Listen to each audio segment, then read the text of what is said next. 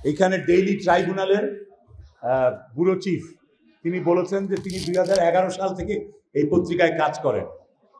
এ পর্যন্ত 14 বছর পার হয়ে গেছে। এই 14 বছরে তিনি মাত্র 2 মাস বেতন পেয়েছেন বা 2 বার বেতন পেয়েছেন। তো বাকি বছরের বাকি মাসগুলো কিভাবে কেটেছে এটা আপনারা কল্পনা করতে পারেন। এই পত্রিকাটি বাংলাদেশের যে সরকারি মিডিয়া লিস্ট, সেই মিডিয়া লিস্টে সর্বোচ্চ প্রচারিত ইংরেজি দৈনিক। আপনি ময়মনসিংহে এই কাগজের কয়টা কপি পাবেন আমি জানি না।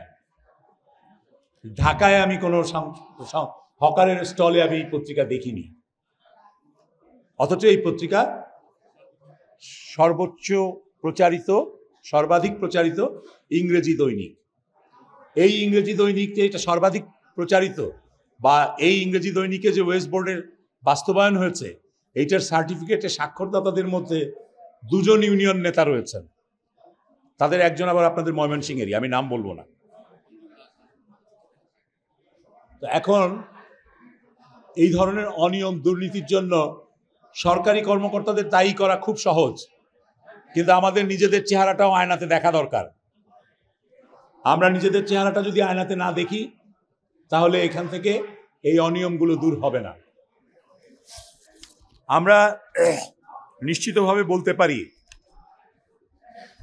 যে সংবাদ মাধ্যমের এই অনিয়মগুলো দূর করার জন্য আমরা সুপারিশ করব, এবং আপনারা যেই কথাগুলো বলেছেন সেই কথাগুলোর ভিত্তিতেই সুপারিশ হবে।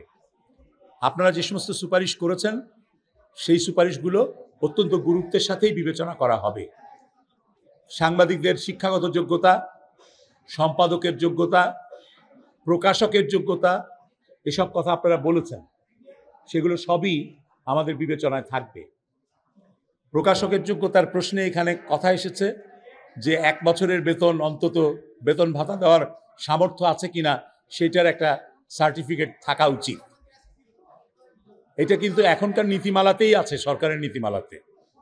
আর্থিক সচ্ছলতার, আর্থিক সামর্থ্যের সার্টিফিকেট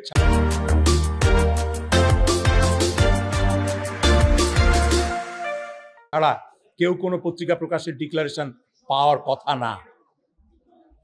একটা দৈনিক পত্রিকা বের করতে গেলে 8 পাতার দৈনিক পত্রিকার জন্যে অন্তত 13 জন সাংবাদিককে নিয়োগ করার কথা।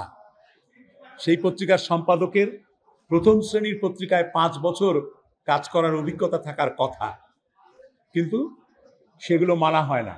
এগুলো মানা হলে আপনার পৌর মেয়র সম্পাদক এবং প্রকাশক হিসাবে পত্রিকার অনুমতি পেতেন না, একজন সংসদ সদস্য একটা পত্রিকার অনুমতি পেতেন না। এই যে অনিয়মগুলো হয়েছে, এই অনিয়মগুলো হয়েছে রাজনৈতিক কারণে।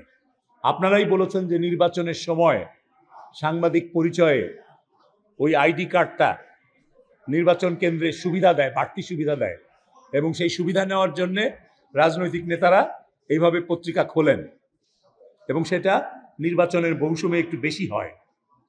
এসব দিকগুলোতে নজর দেওয়া দরকার।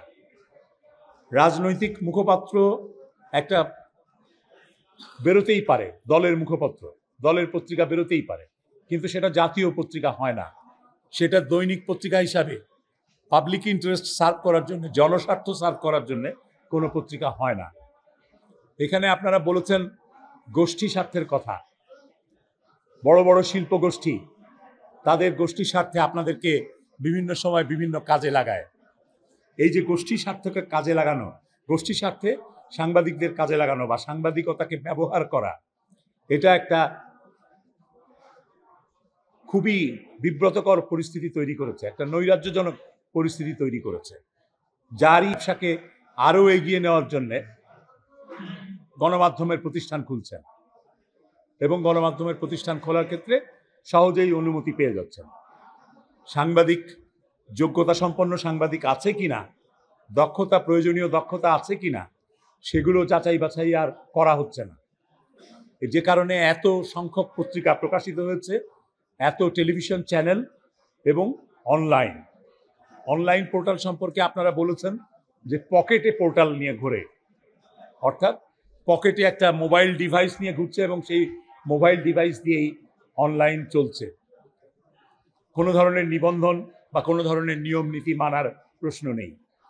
এগুলো ভুঁইফোড়, এবং এই ভুঁইফোড় প্রতিষ্ঠানের উদ্দেশ্য হচ্ছে অপসাংবাদিকতা। এগুলোর মধ্য দিয়ে অপসাংবাদিকতা ছড়াচ্ছে, মূলধারার সাংবাদিকতা ক্ষতিগ্রস্ত হচ্ছে। এই বিষয়গুলো আমরা অবশ্যই বিবেচনায় নেব এবং এগুলো থেকে বেরোনোর রাস্তা আমাদের করতে হবে। অনলাইন পোর্টালের ক্ষেত্রে নিয়ন্ত্রণের জন্য কিন্তু নিবন্ধন নীতিমালা আছে এবং সরকার একবার নিবন্ধনের ব্যবস্থা করেও ছিল, কিন্তু সেই নিবন্ধন নীতিমালা যথাযথভাবে কার্যকর হয়নি। সরকারের সব ক্ষেত্রেই নীতিমালা আছে, কিন্তু সেই নীতিমালার কোনোটাই সরকার কার্যকর করেনি তার অনুগত রাজনৈতিক সমর্থকদের জন্যে, তার অনুগত শিল্পপতি ব্যবসায়ীদের জন্য, যে কারণে আজকে এই নৈরাজ্যজনক অবস্থা। এই পরিস্থিতি থেকে বেরোতে হলে আমাদের আসলেই গুরুতর একটা বা বড় ধরনের একটা সংস্কার প্রয়োজন হবে এবং সেই সংস্কারের জন্যেই আমরা আপনাদের মতামত নিয়েছি এবং এই মতামতের প্রতিফলন ঘটিয়েই আমাদের সুপারিশমালা আমরা পেশ করব। আপনাদের মতামতের পাশাপাশি আমরা এই গণমাধ্যমের সবচাইতে বড় অংশীদার যারা পাঠক, দর্শক, শ্রোতা, তাদের মতামতকেও বিবেচনায় নেব এবং সেই কারণে আমরা জাতীয় ভিত্তিতে একটি গণমাধ্যম সমীক্ষা media survey, national media survey করেছি।